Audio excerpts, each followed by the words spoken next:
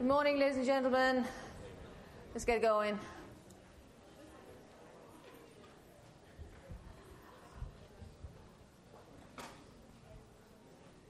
So this is week 4, and today what we're going to do is wrap up our discussion of the introduction to graphical methods. And by Wednesday, I was looking at what I'm going to do on Wednesday, and never before in the middle of the 4th week in any introductory class have I been able to do what I'm going to do with you guys on Wednesday. So show up this week. There's good stuff. But before we do that, waitlisted students, now I'm in touch with each student, and thank you for your emails. I will be responding once I've talked to my office about what needs to be done. We're working on it. Late work, if you are joining the class late, please just do the current work. We'll prorate. And the rest, if you've been sick or something, we'll take care of that by dropping a few. I just have not had time to nail down exactly how many, but don't worry about having missed a lab or two. You should go back and do the work so that you know what's going on. If you have issues regarding connectivity, my lab didn't submit, or my PDF got cut off, please email your GSI. And we have something that I have wanted for a while and was even asked for by a couple of students, which is a blank notebook for you to mess around with. So we now have, if you go to Piazza, Sam Lau, one of our GSIs, posted a link, and we'll put it on the website as well. This is a blank notebook. Everything has been imported that you will need to use, and you should have access to the class data sets. And there's no question in there. You can just go and mess around. So one of the things you can do is when you have a homework and you're not sure what to do, the homework cells can be rather intimidating because there's a cell that says, don't touch this. And then some other cell has a ... and you've forgotten whether it was a 1-line ... or a 3-line ... because you messed around in it. So leave it as is. You can go mess around in this other space. And then when you're happy with that, you can go and enter. And so at that point, you shouldn't have syntax errors. You may have logic errors or failure to follow the instruction, like it said, call the table such and such, and you called it something else. But I think that will help just with messing around. Also, by now you have some ability to analyze data, and you might have data of your own to analyze. I'll tell you, not next week, maybe in about 10 days, what my class did. The first time I taught this class, I come in, I teach some methods, and they went ahead and analyzed their own data, and their data, you will not be surprised to hear, were grade distributions in various classes by professor. When we get to that point, I'll tell you. I'm sure you can do some useful research there. All right. So I am very happy that the administration is settling down from this class, and we can just actually focus on the work. Quick recap. So we've been using some terminology without any formal definitions, and I don't want to get too formal today. I just want to remind you of the words. Individuals are the units on which you are making the measurements, and so they may be people, they may be movies, and so on. Then on each one you are measuring variables, features, that vary from one individual to the other. These variables have values. The values need not be numbers. Some variables have numerical values, like age, and others are categories, like sex, ethnicity, and so on. And a distribution is really a shape. It is all possible values of the variable accompanied by all the proportions in which they appear. What proportion will like this, what proportion will like that, what proportion will like that. So these are ideas that we've been using throughout. And last time we looked at graphical summaries. And we had 2 that were summaries of 2 numerical variables, the relation between 2 numerical variables, scatters and line plots. And then we had one that was the first distribution that I showed you which is a summary of a categorical variable. And so this is a distribution in the sense that these are the possible values, and these represent the proportions, and I think our table just went on. I didn't fit it all into the slide. And that's where we were. The method calls were rather straightforward. Table.method, parenthesis, the column that you want, or columns in the case of two variables. So what I want to do now is to move to numerical variables, how to visualize the distribution of a numerical variable. And so, in other words, these aren't numbers. As you know, we can put them in any order. What if they were numbers? Then what would we do? Would we do exactly the same thing, or could we do something different? And before I get to starting on a method, what I'd like to do is look at the word numerical and remind you that you've seen something that looks numerical but actually isn't. So you may have numerical values that doesn't make the variable numerical, and the example is the column labeled sex in our census table. That had code 0, 1, 2. Those are numbers. However, that variable is not numerical. Those are numbers that are representing categories, but you can't, it doesn't make sense to do 0 plus 1 divided by 2. You can't do arithmetic on these. You can't subtract, you can't average. So these aren't really labels, but they don't have their usual quantitative meaning. You could just as well have called them red, blue, and green. So watch out if the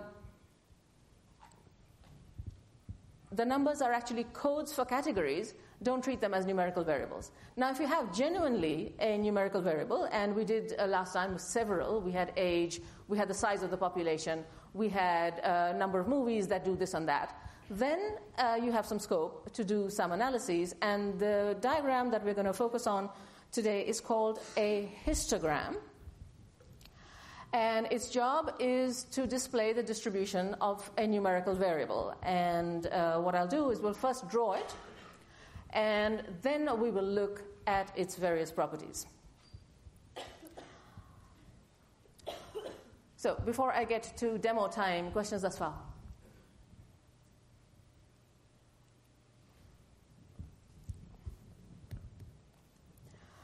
All right, so this is a table that you will remember. This is from last time. The 200 top grossing movies of all time, where grossing was ranked according to the unadjusted amount of money made. What I'd like to do is I would like to now focus on the adjusted amount of money made. These are actually comparable. So this number here is actually bigger than this one.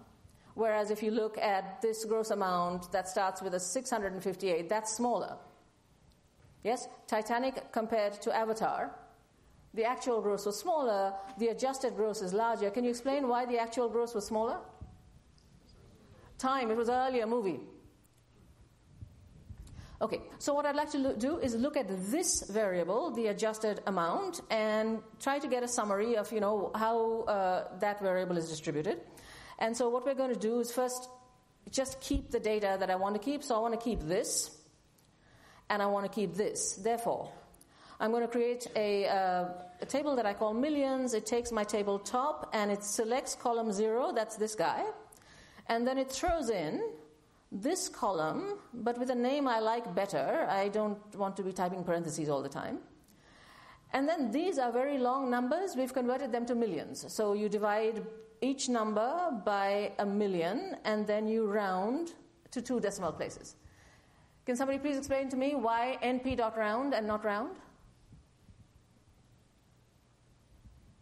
Okay, I know you can. Could I have used, yes? So np.round is part of NumPy, yes. And why am I using it instead of round? Yes. Because I'm working on an array.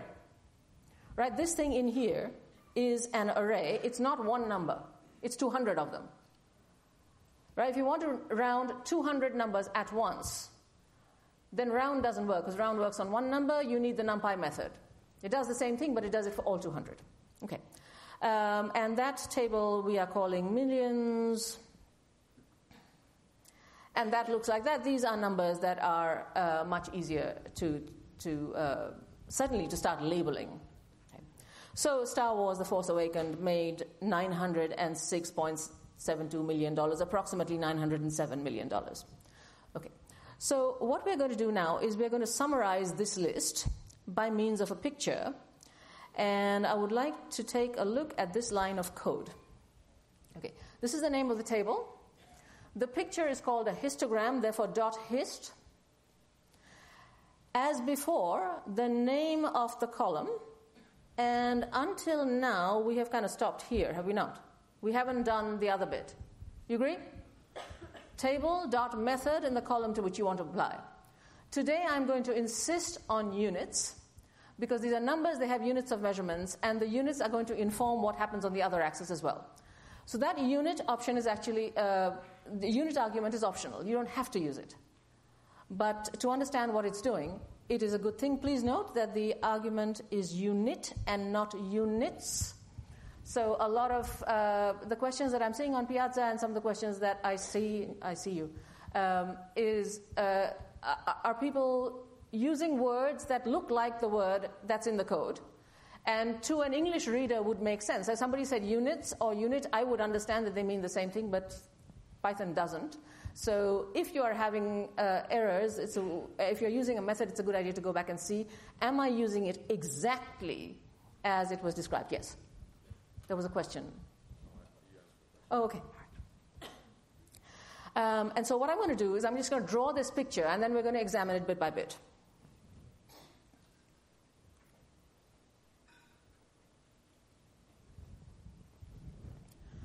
Sure looks like a bar graph, doesn't it?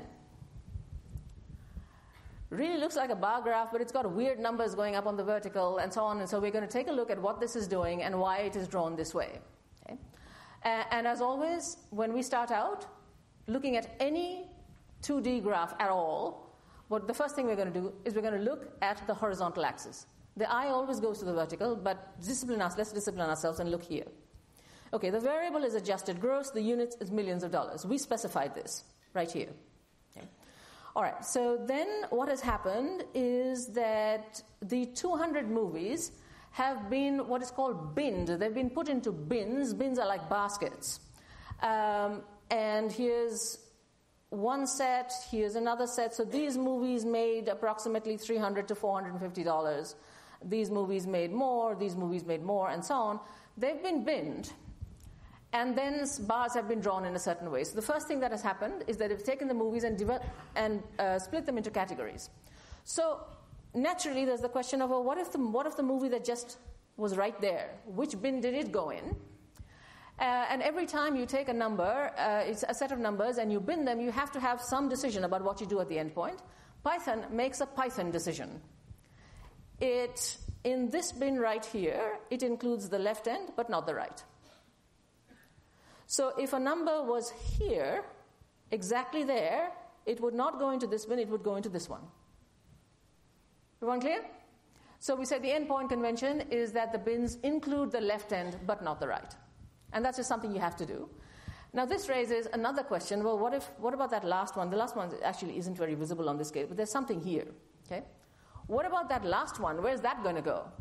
There is often an adjustment you have to make either in the first bin or the last bin to make sure that everything has been taken into account. And usually, when you're looking at large data sets, that one or two values doesn't make much of a difference, but just be aware that the first and last bin might be slightly anomalous, and it doesn't matter worth a darn. Okay, so that's the horizontal axis, and I'm looking now hard at these numbers. And I don't know if it's just me, but I don't actually know where that 400 is. There's a label here, and there's a bin here, but I don't quite know, is it here, is it here? I don't know where it is. Okay. And that is unsettling. What we've used is the default that Python does, and what it does is by default it gives you 10 equally spaced bins. Now, depending on where the data fall, the smallest and the largest, the equal spacings may give you very weird numbers. So there is an option that allows you to enter the bins. And so let's do this again. Except now, in here, there is an option that allows you to specify the bins. And it's called bins. And why don't we do an even range to start with? So I'll start at 300, because there don't seem to be movies below that. And I'll go, why don't we stretch it out a bit? Up to 2,000 in steps of 100. What I'm saying there is, please make the bins 300 to 400, 400 to 500, 500 to 600, and so on, with the convention as described before, and then draw this histogram. And so now the picture looks like this, and I feel much better because I actually understand these, right? That's 300 to 400 right there, 4 to 5, 5 to 6. This is much more readable. And I'll let you look at that for a while. Look at the horizontal axis. And please think about any questions that you might have about the horizontal axis. I realize the vertical raises more questions right at the beginning, but the horizontal, yes. So when you say units is millions of dollars, is that just a label, or is that doing anything to the code? Okay, so that is a good question. It says, I am saying that the unit here is $1 million. Is that a label, or is it doing something somewhere in a calculation or something? So the answer is yes to both. So it is a label. It's not arbitrary. It was the units of measurements of the data, right? It is going to do something to the vertical axis, right? On the horizontal axis, it's telling you what the numbers mean. So hold your horses, and you'll see it used in just a moment. Any questions about the horizontal axis? Anybody? Good? Want to move to the vertical? All right, let's move to the vertical. So that's weird. Percent per $1 million, and these things are who knows what they are. So I'm going to do something slightly differently from before. Previously, I've been trying to motivate everything before doing a calculation. What I'm going to do is I'm going to first do a calculation, so that we can see how those numbers arose, and then we're going to see why the calculation. I found this over my many decades of teaching this to be a method that ends up making sense. Okay, so naturally what we're going to need to do anything here is how many movies fit in each of these bins. And there's a method for that, and it is called... careful, bin. Maybe we could change that at some stage, but at the moment it's called bin. And what are we binning? We're binning the adjusted gross column of the table minions. And we're binning according to which are the bins, plural. That's the option, the same option that we used. It's the numbers 300 to 2,000 in steps of 100. So what I'm attempting to do here is to get the count in each of these bins. So let's see if we do that. And there you go. And I would like to look at all of those. Okay. There were 200 movies in all, so if you add up this entire column, you should get 200. You can check that yourself. This number, 81, means that there are 81 elements in this bin, 300 to 400, right? Notice that these aren't two numbers. These, what you have under bin is the left edge of the bin. All right, so the natural question is then, what about 2,000? Is that the left edge of anything? It's not the left edge of anything, it's the right edge of the last bin, right? That's always a pain, but the point is there's nothing beyond that, right? So there is going to be 0 there. And just to make sure that there is going to be 0 there, what I'm going to do is I'm going to pretend that I didn't know that the data went all out there, and I'm just going to say, let's do it up to 501, okay? Then I know that you know that I'm leaving stuff out, but let's see what bin does. It doesn't give you anything beyond 500. So it only summarizes what you're asking it to summarize.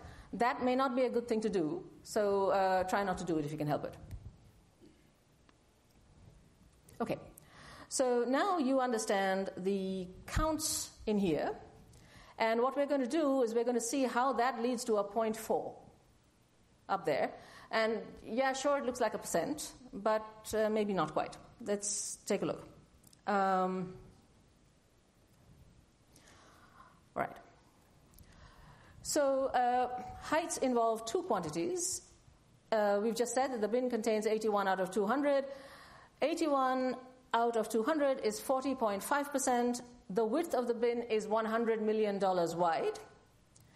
And so a height is a ratio. It is the percent of movies in the bin relative to the space in the bin. And that's where the slightly over 0.4 comes from. Okay. Bear with me. Okay. In your head, take away, height isn't just the percent. It is the percent relative to the amount of space. And those of you who are thinking ahead and are thinking, wait a minute, there's the same amount of space in every bin. Why am I bothering about this? Hold your horses, because pretty soon there won't be the same amount of space in every bin. Okay, so right now, this is just a numerical calculation. Any questions about how that number arose? Because if not, we ought to be able to go back to our notebook and take a look at this next row. That's 52. 52 out of 200 is what percent?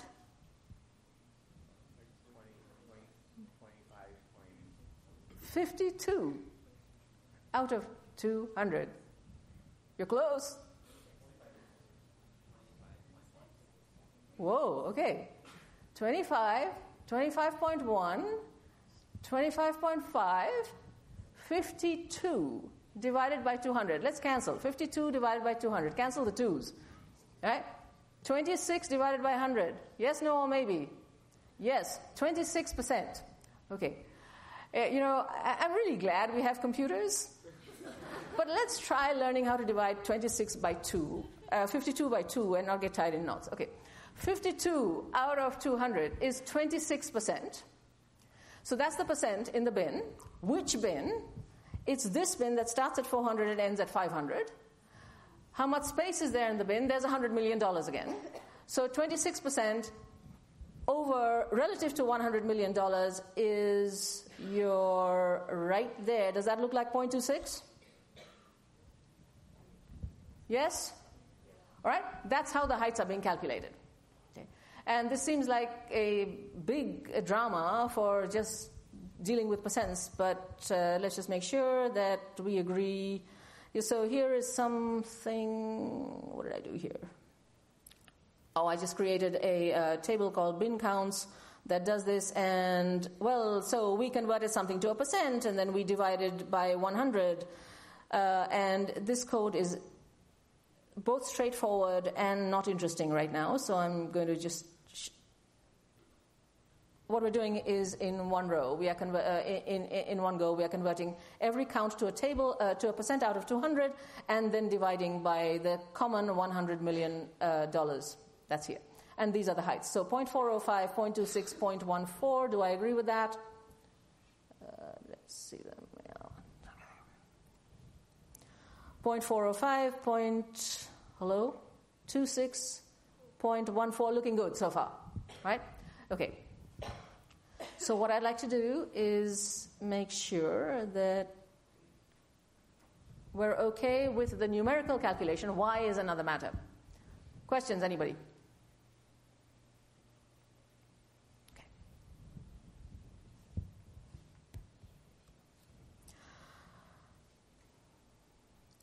So you have a numerical variable here, and we have chosen to have the bins even. But these are numbers. Intervals don't have to have the same size. And often in a distribution, you don't want the same level of detail in every part of the range of the variable. So what we can do is we can play the same game again, but now the intervals on the horizontal axis are not going to be even. And so what we're going to do, so these were all 100 units wide. What I'm going to do is I'm going to make an array that is uneven. So the first bin starts at 300, the next one at 400, so this one is 100 wide. The second one goes from 400 to 600, 200 wide, And the third one goes from 600 to 1500, that's 900 wide. And what I am going to do, let's just draw that picture. Before I draw the picture, questions about those bins. It was my choice, just to make a visual point, but yes. So you're changing it from like 7 or 8 bins or whatever that is to 4 bins, and you're specifying what the bins are. Correct. So I'm changing the bins. Here also I had specified what the bins are. Yes? I had specified what the bins are, but I had specified them all to be equal. Right? What I'm saying is that I can specify them, they don't have to be equal. Okay. So if I draw this picture,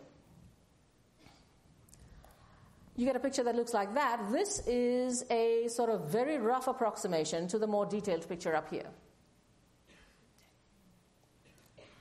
And what I'd like to do is first check something. The first bin is exactly the same, 300 to 400.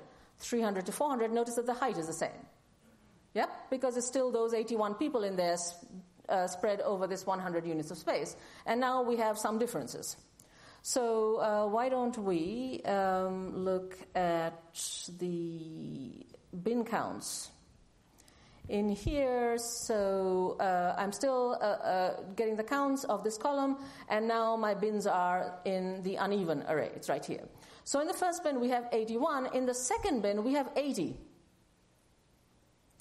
Take a look at these two, please. We have essentially the same number of movies in the two bins, but notice that one is half as tall as the other. Why is it half as tall? Because it's twice as wide. Yes, because it has double the amount of space. Right? It has the same number of movies in it, but it has a lot more space to put them. Right? So relative to the amount of space, you have a smaller number of movies. So if you imagine putting all the movies as dots in here, these dots would be really crowded. These dots would be less crowded, and these dots would have, space to roll about and generally make themselves comfortable. So what height is measuring is how many movies there are per unit of space on the horizontal axis. And that is worth looking at. The formal name is that height measures density.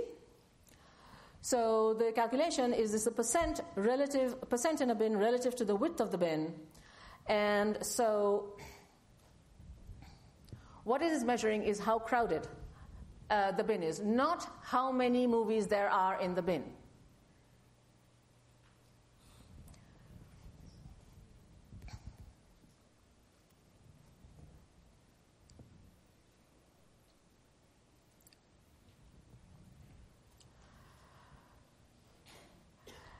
And that is why, because you can have uneven bins, you have to be careful about using bin size when you are plotting height.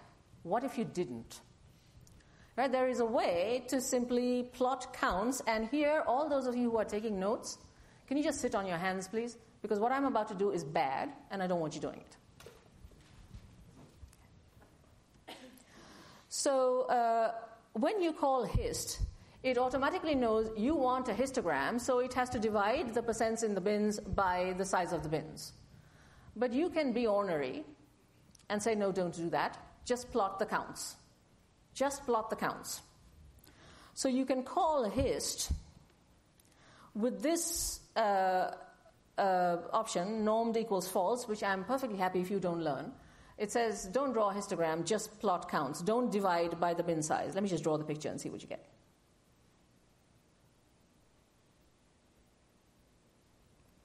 So if I take my original histogram, what you have up here is the number of movies in the bin. So there were 81 movies here, there's our 52, and so on. And some says that is very easy to understand.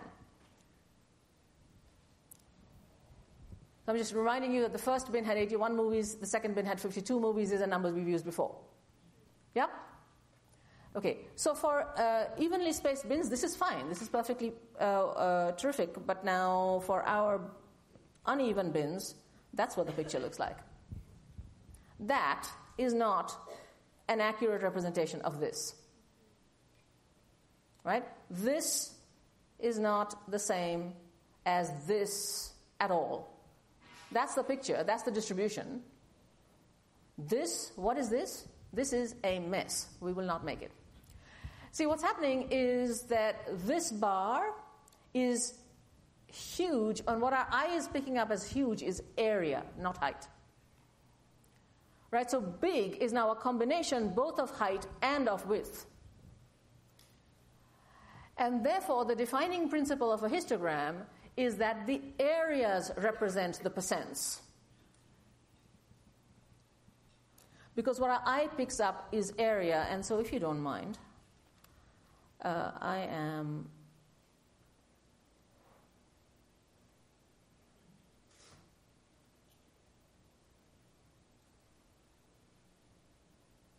going to get rid of that because it pains me.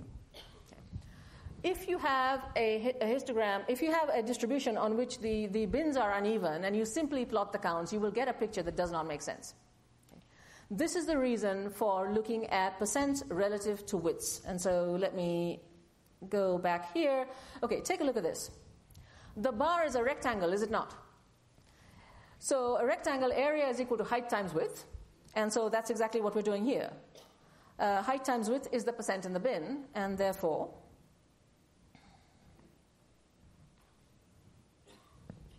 it's the area that measures percent.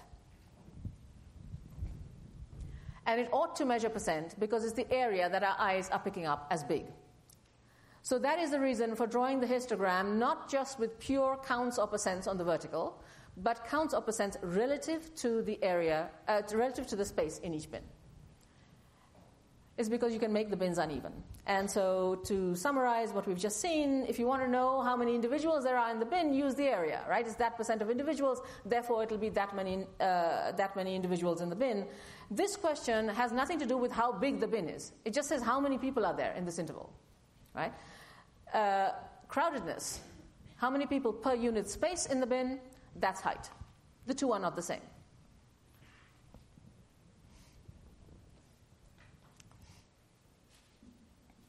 Questions so far?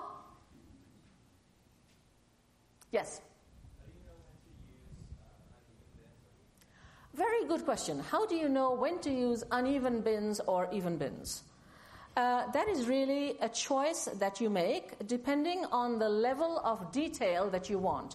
Very frequently, when you look at, let me look at a good histogram right here. You look at a histogram like that. All of this stuff that's trailing all the way out here, all of this detail is often unnecessary. So you might just lump this whole lot into one bin. Sometimes you want to study the middle of a distribution. You don't care about what's happening at the low end, you don't care what's happening at the right end. So in the low end and the high end, you might just have one bin here and one bin there, and then you have tiny bins in the middle where you want to look. And so you get a higher level of detail there. And that really depends on the question why you are drawing this histogram in the first place. The thing is, with a numerical variable, you have that option. With the categorical variables, the categories are just what they are. And so this, yes?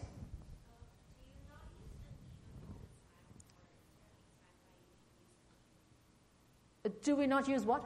Sorry? Do we not use uneven all the time? So what I have found when I'm exploring a set of data, and I don't know what it is, I'll start out by just using even bars, because I don't know where to make them uneven. Then I will look at the shape and say, you know what, I'm interested in these individuals more than in these, and then I might redraw the picture with uneven bars. So that HIST by default just draws 10 equal bars is not a bad way to start. More questions? All right, so yes?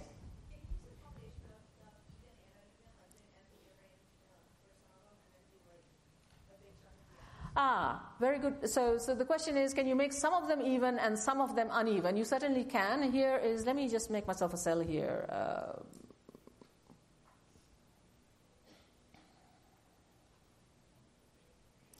Okay, so uneven 2.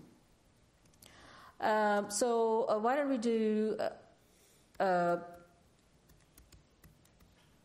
300 to, 600 in steps of 100. And then we make the next bin, how about 900 and 1500? That's kind of what you're thinking, right? Yeah? So the question is, how do we turn this into one array that gives the bins? And let me just check. So we put this in here. So that's your even part, and this is the uneven stuff that I'm sticking. I believe that you can just use append to stack arrays, right? Just create one more. Actually, why don't we, before giving it a name, just take a look at what happened. That is kind of what we wanted. Wait a minute, what happened here? Oh, it only does one. That was unexpected. Okay, so I think what I need to do here is np.append. I don't like this. We have to change this.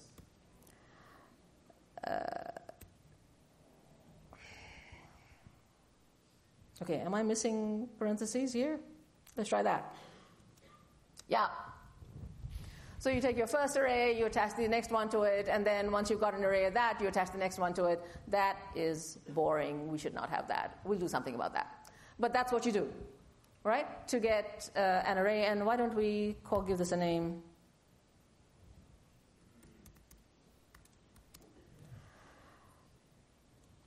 And draw the histogram. Okay with this line of code? I'm just using the new weird set that we just created. And there. Some even, some uneven. And so the issue there is, how do I actually specify those bins? Not so much how do I draw the histogram. You draw the histogram in the same way. More questions? These are all excellent questions. Please ask. Yeah. I will explain normed equals false if you promise me not to use it. Okay. So what normed equals false does is say, pretend you didn't know what a histogram was and you just wanted to plot the percents, right? Draw that picture, right? Normed equals false is a bad thing when the bins are uneven because it gives you a bad picture. It does not take into account the widths of the bins. If you insist on using normed equals false, you better have even bins, otherwise I will come and haunt you in your nightmares. Right, more questions? Yes? So would like a rule of thumb be like if the more you want to focus on like a certain subset of the data, the smaller you make the bin size? Wonderful questions. Okay, so would a rule of thumb be that the more you want to focus on a particular subset of the data, the narrower you would make the bins there? I kind of agree with that. It's what I do. Right? If there is a particular interval on which I'm interested, then I might make the bins more detailed there than elsewhere. Right? Now, when you have the entire range of data, of course you can do that. Right? You have the entire data set. You can make the bins as you wish. Frequently, though, you're reading somebody else's histogram. Right? It's on a website or it's in a book. Then you are stuck with the level of detail that they're giving you. You can't get finer. You can glom two together, but you can't make things finer. Right? So when you have your own data, you have the entire data set, then you have the flexibility to do exactly what you're suggesting. More questions? Yes? Could you change the norm to true right now so I can see what it does? You want me to make this norm equals true? Yeah. Okay. You know what? I'm going to...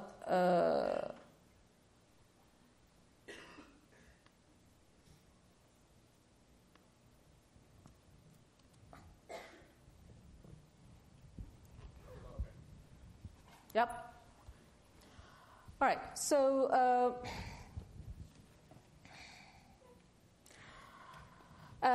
all of this is raising a question that I think I should answer on a slide. You've got two things that look like bars. So which one do you use when? And we've kind of gone through all of this. So you know that the bar chart is for categorical data, the histogram is for numerical data.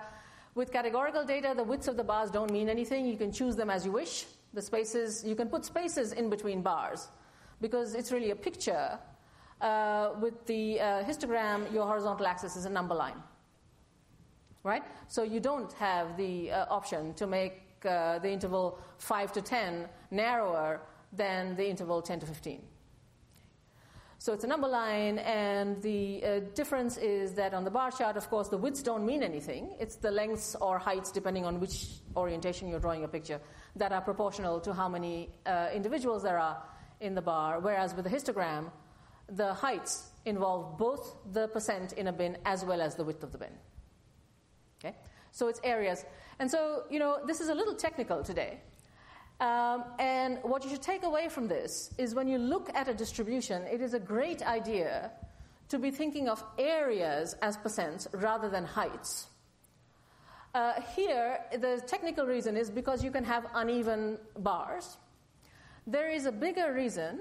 Later in the course, we will start putting smooth curves over these bar histograms.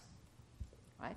And when you have smooth curves, areas will be representing proportions. And so if you start with that idea now, that when I'm trying to see 50% of the people, I'm looking for an area of 50%, that will make it easier for you later when we get to approximations by smooth curves. All right, that's quite enough of a technical discussion about histograms. Was that a hand? No. Okay. What I'd like to do now is finish up today's lecture with a quick pass through drawing multiple graphs on the same plot. This is easy stuff, and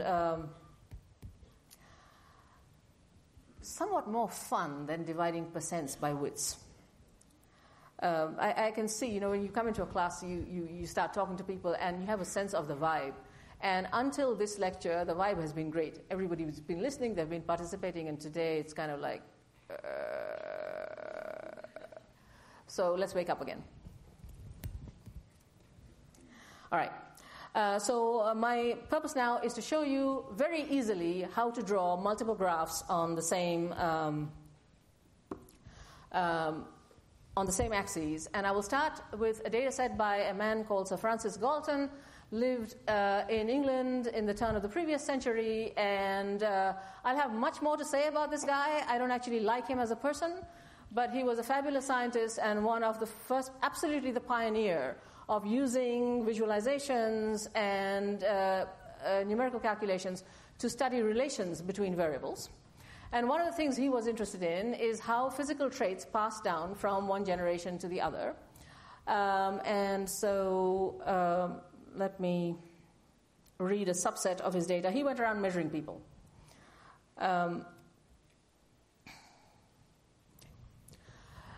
So for 179 families, he had, these are the adult sons. Okay? These were adult sons, and he had the height of the son, he had the height of the father, and he had the height of the mother, and he was trying to see how height is passed down. And so a natural thing to do is to plot these variables. You know how to do a scatter plot of the height of the son versus the height of the father. Separately, the height of the son versus the height of the mother. It would be lovely to be able to do them both at once. And there is the easiest possible way of doing that. Notice that my table contains exactly the 3 variables that I want to plot and nothing else. Yep. When you try to do plots, especially multiple plots, it's a great idea to get your table down to that form because it forces you to understand, okay, this is what I'm trying to plot.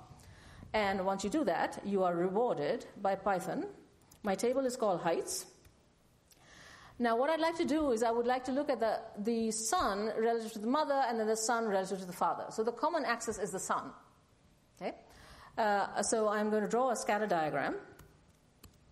And I'm going to use son as the common axis. And I don't need to specify anything else. Python will do the rest. It takes each of the other columns as one of the y-axes. And so, there. Blue and gold, patriotically, as always. And no surprise that both the gold cloud and the blue cloud are going up. The taller sons are associated with taller mothers, also with taller fathers.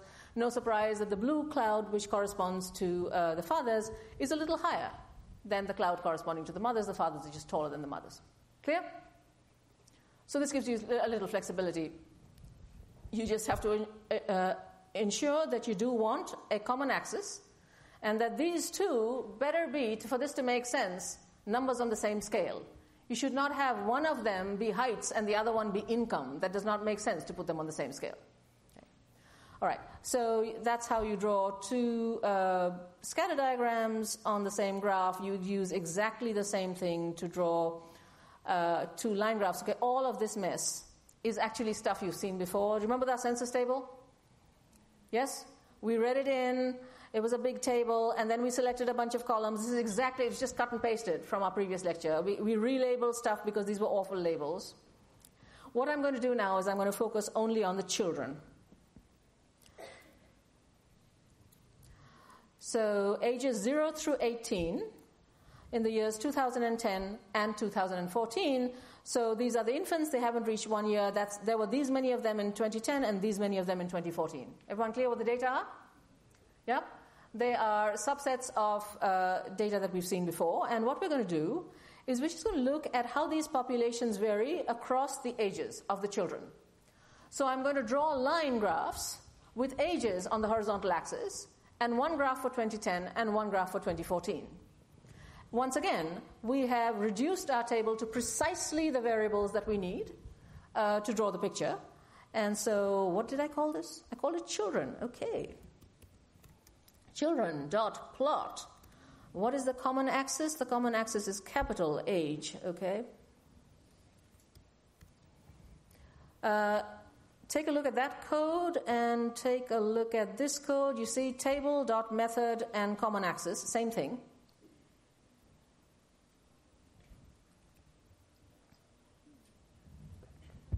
That's what that looks like. And what I'd like to do is just take a quick pass through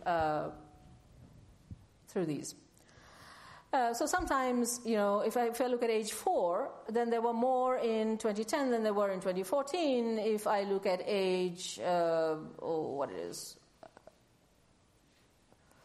7, there are more in 2014 than 2010, but there's something interesting. The 14-year-olds in 2014 were how old in 2010? They were 10. That's 4 years before. So this yellow point at 14, I should be looking at compared to the blue point at 10. Yep? Now do you see something? The yellow graph is the blue one slid over by 4 years. Yep? It's gone up a little bit because children have entered during the years 2010 and 2014. Immigration. Children have entered. Fewer children leave, and happily, fewer children die. So there's a net plus. Right? But the two graphs are really essentially the same graph. These people, these 4-year-olds, were these people, the 0-year-olds. So it's just a slide and a shift up. Okay? Right. So my purpose there was to show you how to draw two two line plots, bar graphs. All right, ethnicities of children. Here's something for you to look at.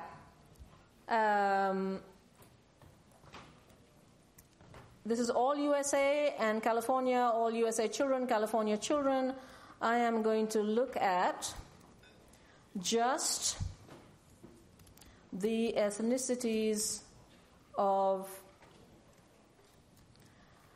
everybody in California versus the children in California. So that's a table with just those 3 columns, and I'm going to draw the bar graph of that with the categories being ethnicity. Code clear? First create the table consisting of exactly what you want, then call the method and specify the common axis. Take a look at that. In the black population, the proportion of everyone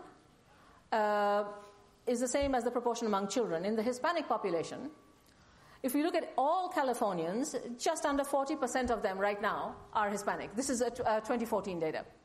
Okay. But if you look at the children in 2014, 50% of the children were Hispanic. Okay? And what is that showing you? It's showing you a trend in the population. because those children are the adults of the future. And so our state is getting the racial composition, the composition of ethnicity is changing. And I've given you the data for USA. The textbook compares USA to California. California just looks different than the United States. But everywhere, the composition is changing. In the next couple of lectures, you will get techniques that allow you to deal with all the states at once. All right, I'll see you Wednesday.